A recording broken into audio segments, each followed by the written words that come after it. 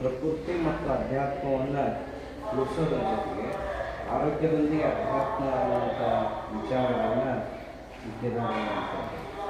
ಯಾವುದೇ ಹಬ್ಬಗಳನ್ನು ನಾವು ತೆಗೆದುಕೊಳ್ಳಿ, ಆಯಾ ಮಾಸಕ್ಕನುಗುಣವಾಗಿ, ಆ ತಿಥಿಗನುಗುಣವಾಗಿ, ಆ ಮಿತಿಗನುಗುಣವಾಗಿ, ಆ ಋತುಮಾನಕ್ಕನುಗುಣವಾಗಿ,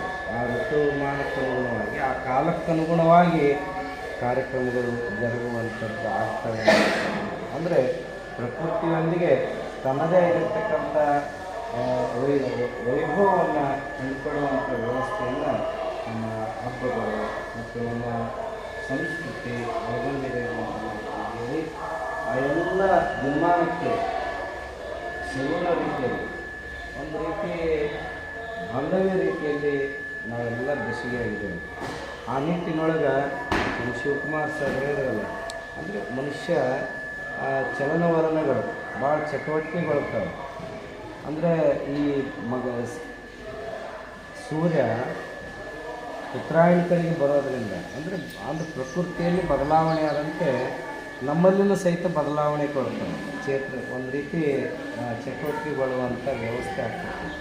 ಏನಪ್ಪ ಚಳಿ ನಡಿ ಸಾಕಾಗಿತ್ತು, ಸುಸ್ತು ಅನ್ನುವಂಥದ್ದು, ಆ ಎಲ್ಲ ವೈಚಿತ್ರ್ಯಗಳು ಏನಾಗ್ತವೆ ಅಂತಂದರೆ ಬದಲಾವಣೆಯನ್ನು ಕಾಣ್ತೀವಿ ಅನ್ನುವಂಥದ್ದು. ಆ ಪ್ರಕೃತಿಯ ವೈಶಿಷ್ಟ್ಯದ ಜೊತೆಗೆ ನಮ್ಮ ಹಬ್ಬಗಳು ಇದ್ದಾವೆ ಅನ್ನುವಂಥ ಮಾತನ್ನು ಹೇಳಿ ನಮ್ಮೆಲ್ಲ ಯೋಗವನ್ನು ಕೊಟ್ಟು ಸೂರ್ಯನೇ ಇಲ್ಲಿ ಆಗಮಿಸಿದಾನೆ, ಆತನ ಆಶೀರ್ವಾದ ಇದೆ ಅನ್ನುವಂಥದ್ದನ್ನು ಭಾಳ ಸಂತೋಷ ಆಯಿತು. ನಿಮ್ಮೆಲ್ಲ ನೋಡಿ ಭಾಳಷ್ಟು ಹರ್ಷವಾಯಿತು ಅನ್ನುವಂಥ ಮಾತು ಹೇಳಿ, ಜಾತ್ರಾ ಮಹೋತ್ಸವದಲ್ಲಿ 14ರಿಂದ 19ರವರೆಗೂ ನಡೆಯುವಂಥ ಎಲ್ಲ ಕಾರ್ಯಕ್ರಮದಲ್ಲಿ ತಾವು ಭಾಗಿಯಾಗಿ 17ನೇ ತಾರೀಕಿಗೆ ಇಡೀ ದಿನವೂ ಸಹಿತ ತಾವು ಇದ್ದು ಸೇವೆಯನ್ನು ಸಲ್ಲಿಸ್ರಿ ಅನ್ನುವಂಥ ಮಾತನ್ನು ಈ ಸಂದರ್ಭದಲ್ಲಿ ವ್ಯಕ್ತಪಡಿಸಿ, ನಿಮಗೆಲ್ಲ ಗವಿಸಿದ್ದೇಶ ಆಯುಷ್ಯ ಆರೋಗ್ಯ ಸಿರಿ ಸಂಪತ್ತನ್ನು ನೀಡಲಿ.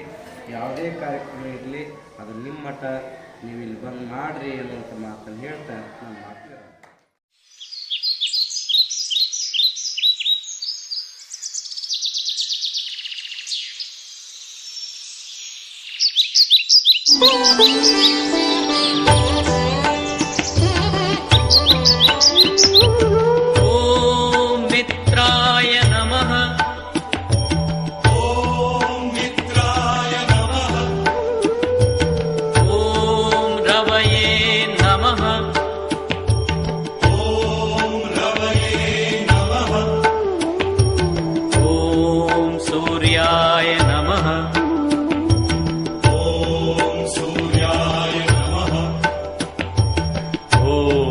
भान